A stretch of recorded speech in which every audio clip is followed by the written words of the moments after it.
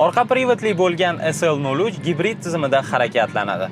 Old tarafda o'rnatilgan 1,5 litrli benzinli dvigatel esa faqatgina generator sifatida xizmat qiladi.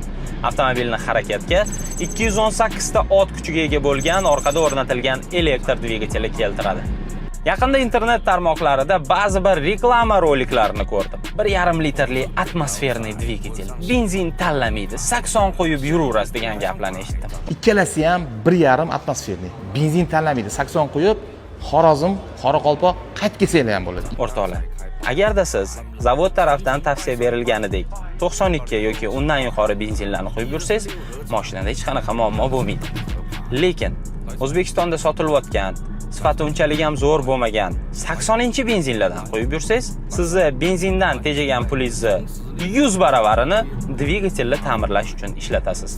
Bu narsa ham katta xarajat, ham ko'p vaqtni talab qiladi. Ana endi menga aytinglar, benzindan tejab qolgan pulinglar shu narsaga arziydimi? Menimcha yo'q.